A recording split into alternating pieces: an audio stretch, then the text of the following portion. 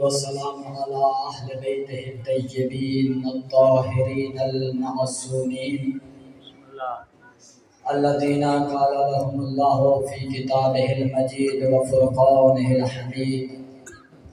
بسم الله الرحمن الرحيم. إنما يريد الله ليذهب عنكم الرجس أهل البيت ويطهركم تطهيرا.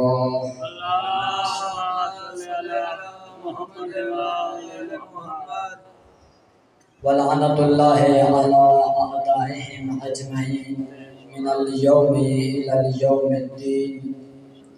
أما بعد، فقال أمير المؤمنين علي بن أبي طالب عليه السلام: أنا يعصب المؤمنين والمال يعصب الفجار. درود پڑھے محمد والے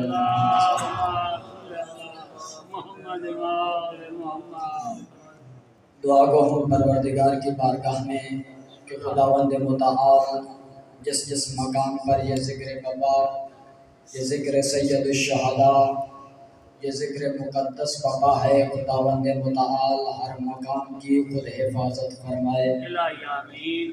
جو مومنین، جو مسلمین اس ذکر کے اندر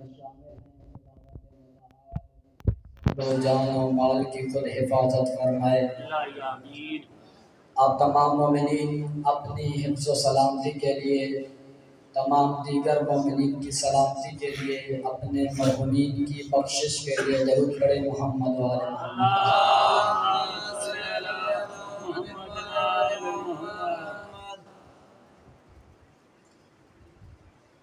کل آپ کی خدمت میں ایک موضوع کا آغاز کیا تھا.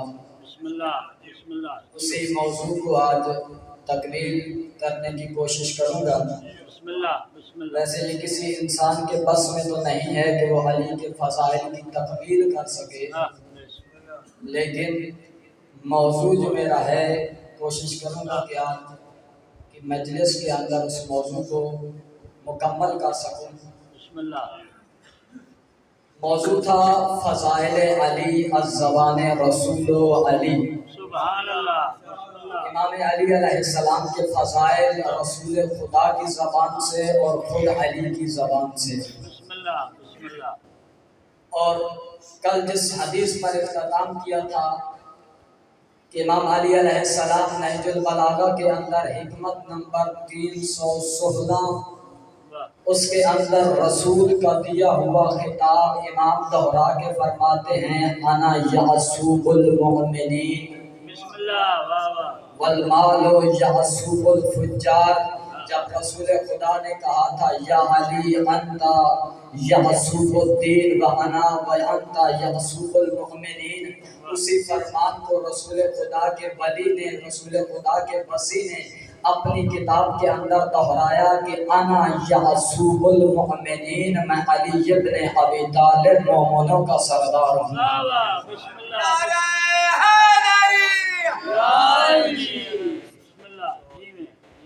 یعصوب کل میں مجلس میں جلدی سے بیان کیا تھا کہ یعصوب اصل میں عربی زبان میں یعصوب کہتے ہیں شہد کی مکھیوں کے چھتنے کے سردار کو.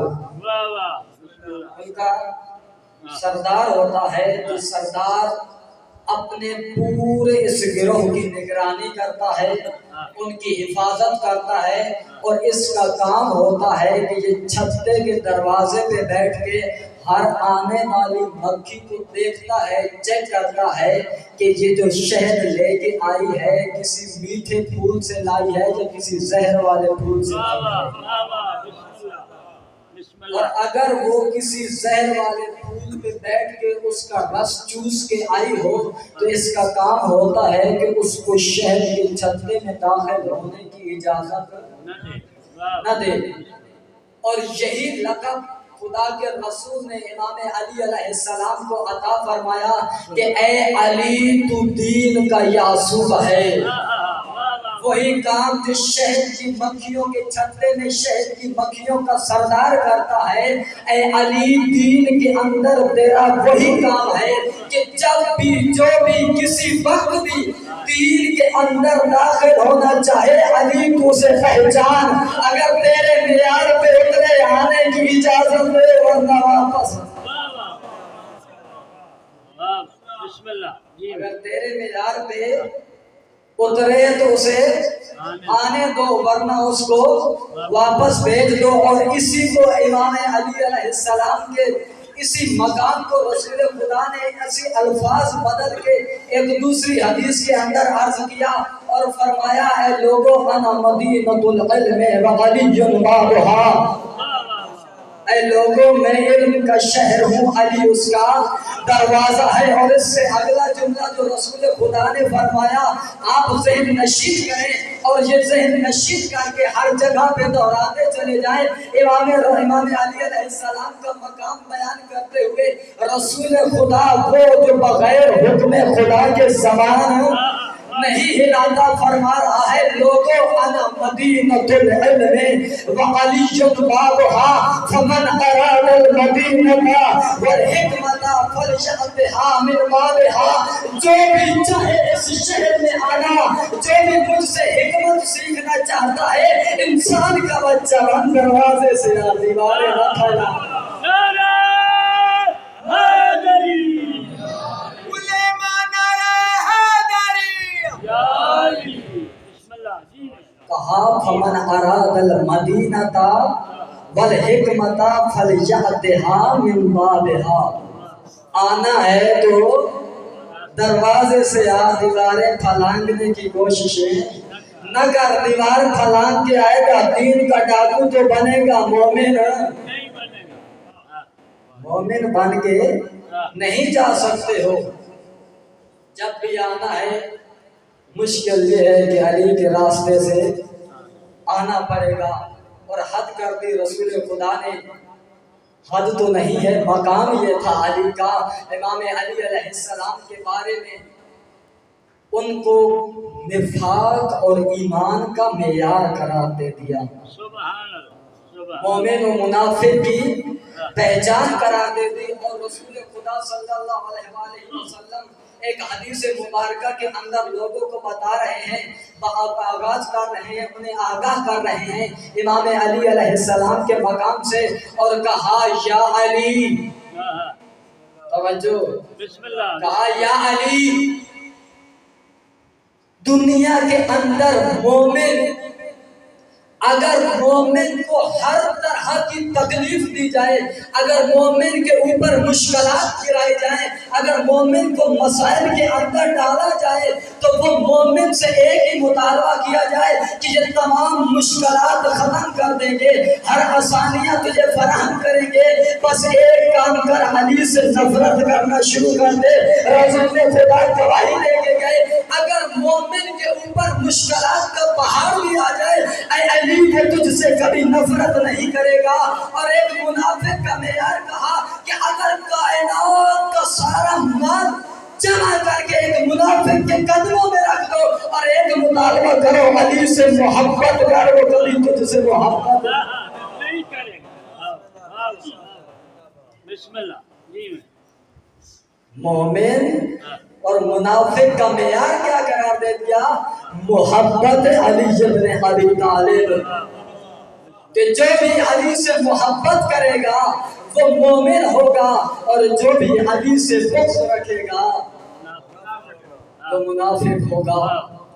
اور تاریخ گواہ ہے، اب مجھ سے زیادہ اہل علم ہیں، تاریخ سن چکے ہیں، بڑی عمروں والے ہیں، آگاہ ہیں ان حالات و واقعات سے جو ابھی ہم نے دیکھنے ہیں، ہم آپ دیکھ کر آ چکے ہیں۔ تاریخ گواہ ہے کہ تاریخ کے اندر شیعوں کے ساتھ جو ظلم بھی ہوا، شیعوں نے ہر ظلم کو برداشت کیا، جنگوں کے اندر اپنے سر کٹا دیے، مشکلات کے اندر بہ گئے، اور زہر کے جام پی لیے، زہر کے جام پینا برداشت کیے، اپنے جوانوں کو نچھاور کرنا برداشت کیا، مگر کسی صورت میں بھی علی کے سوا کسی کو اپنا یاسود، اپنا سردار علی کے سوا کسی کو نہیں مانا۔ اس لیے تو ایک شاعر نے بہت ہی خوبصورت انداز کے اندر میثم تمار کی علی سے محبت کو بیان کیا۔ جب میثم تمار سے مطالبہ کیا گیا کہ مشکلات ختم ہو سکتی ہیں، ایک مطالبہ پورا کرو کہ تم علی سے نفرت کرنا شروع کر دو، تو اس علی کے پیروکار کی، اس علی کے محب کی محبت کو ایک خوبصورت انداز میں رسول کی حدیث کے پیرائے میں ایک شاعر نے بیان کیا۔ کہا کہ میثم تمار سے جب مطالبہ ہوا تو میثم نے کہا یہ زبان کاٹ دو جسم جان کاٹ دو، مدحت مرتضیٰ کی سزا دو مجھے، یہ زبان کاٹ دو جسم جان کاٹ دو، مدحت مرتضیٰ کی سزا دو مجھے، ٹکڑے ٹکڑے کرو میرا سارا بدن، آگ روشن کرو اور جلا دو مجھے، ٹکڑے ٹکڑے کرو میرا سارا بدن، آگ روشن کرو اور جلا دو مجھے، جب میرے جسم کی راکھ بن جائے گی اس کو ہاتھوں میں لو اور اڑا دو مجھے، ایک حلالی موالی کا وعدہ رہا جب تلک جس طرف یہ ہوا جائے گی، یا علی کی صدا آئے گی۔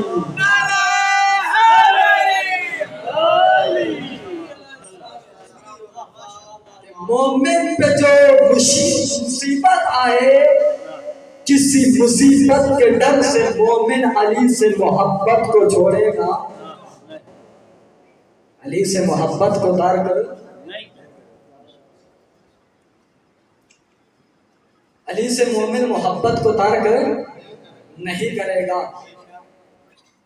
اور جب یہ جملے کہے تو خداوند متعال کے رسول نے تم غدیر کے مقام پہ جب کہا من کنت مولا فہذا علی مولا، جس جس کا میں مولا اس کا علی مولا ہے، اور یہ اعلان کرنے کے بعد پھر دست دعا بلند کیے، اور رسول خدا نے یہ دست دعا بلند کر کے یہ دعا مانگی، اللہم وال من والا وعاد من آدا وانصر من نصرا واخذل من خذلا۔